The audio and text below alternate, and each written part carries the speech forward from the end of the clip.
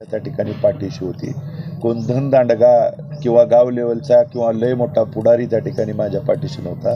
माझ्या पाठीशी होता तो सर्वसामान्य मायबाप जनता त्या ठिकाणी होती आणि त्यांच्या अंतःकरणात मनात त्या ठिकाणी मी निवडून यावं, माझी त्या ठिकाणी हा विजय व्हावा आणि गोरगरिबांचा विजय व्हावा हे त्या ठिकाणी होतं. त्यामुळं या भावनेपोटी अनेकांनी विजयाचे त्या ठिकाणी बॅनर लावले होते. लोकशाहीमध्ये भावना आणि मत व्यक्त करणं हा महामानव डॉक्टर बाबासाहेब आंबेडकरांनी दिलेला घटनेतला अधिकार आहे. पण ठीक आहे, जो झालेला निकाल आहे तो त्या ठिकाणी मान्य करतो. पण ज्या मायबाप जनतेने जीवापाड तळहाताच्या फोडाप्रमाणे या प्रतिकूल परिस्थितीत जोपासलंय त्यांना वाऱ्यावरती एकट्यावरती पडू देणार नाही. भारत नानांची शपथ घेऊन त्या ठिकाणी सांगतो, त्यांच्यावरती ज्या ज्यावेळी अडचण येईल, संकट येईल, भगीरथला दुसरं कोणतंही त्या ठिकाणी काम, संस्था किंवा व्याप नाही. गोरगरिबांच्या जनसेवेचाच त्या ठिकाणी भगीरथ असतील, भगीरथची पत्नी असेल किंवा कुटुंब त्यांच्या सुखदुःखासाठी लढेल.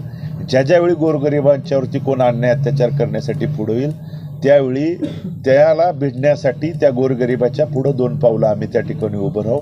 एवढंच तुमच्या माध्यमातून इथल्या तमाम मायबाप जनतेला मी सांगतो, आव्हान आणि विनंती करतो. खचून जाऊ नका, धीर त्या ठिकाणी सोडू नका.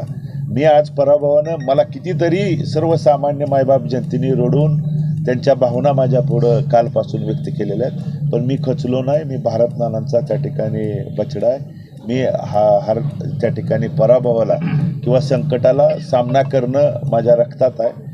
हारलो तरी त्या ठिकाणी संपणार नाही. मी तुमच्यासाठी वाटेल त्या परिस्थितीत तुमच्यासोबत राहीन. एवढंच या निमित्तानं तुमच्या माध्यमातून इथल्या मायबाप जनतेला आव्हान आणि विनंती करतो.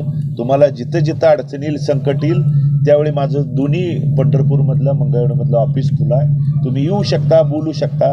तिथं जर त्या ठिकाणी नाही आला तर मी परत भारत नानांचं त्या ठिकाणी नाव सांगणार नाही. तुमच्या सुखदुःखात, तुमच्या अडचणीच्या काळात, मग मंदिर परिसरात असू द्या, टांगे चालक, रिक्षा चालक, कोणच्यावरती कुठल्याही पद्धतीचा चुकीचा प्रकार घडत असेल तर मी तुमच्यासोबत आहे. एवढंच या निमित्तानं आपल्या माध्यमातून सांगतो. आमदार आवताडे यांनी काल विजय होताच तुम्हाला एक सल्ला दिलेला आहे की आता तरी त्यांनी रिचेबल राहावं, काय सांगू शकाल? नाही, हे त्या ठिकाणी त्यांचा कोण रिचेबल आहे, कोण नॉट रिचेबल आहे हे त्या ठिकाणी बघितलं. तुम्ही जर एवढं त्या ठिकाणी रिचेबल असता तर तुम्हाला धनशक्तीचा वापर त्या ठिकाणी का करावा लागला असता? तुम्हाला माता भगिनींना साड्या त्या ठिकाणी वाटत का फिरावं लागलं असतं? तुम्ही जर एवढं रिचेबल असता तर 2 महिन्यापूर्वी ज्याची मापं काढली त्याचा पाय त्या ठिकाणी तुम्हाला का धरावं लागले असते? इथल्या तमाम मायबाप जनतेला त्या ठिकाणी माहीत आहे. पण मी लढलो, स्वाभिमानानं लढलो, ताटमानेनं लढलो, लोकशाही जिवंत ठेवण्यासाठी त्या ठिकाणी लढलो. आणि इथून पुढच्या काळात कोण रिचेबल आहे, नॉट रिचेबल आहे, रिचेबल राहून त्या ठिकाणी काय देव लावलं हे तुम्ही लोकांच्या समोर येऊन त्या ठिकाणी सांगायला तयार नाही. हुकुमशाही पद्धतीनं, वाईट प्रवृत्तीनं मी कधी, माझं कुटुंब मी कधी वागलेलो नाही आणि इथून पुढच्या काळात देखील कधी वागण्याचा प्रश्न नाही. मी इथल्या गोरगरिबांच्यासाठी लढत आलोय.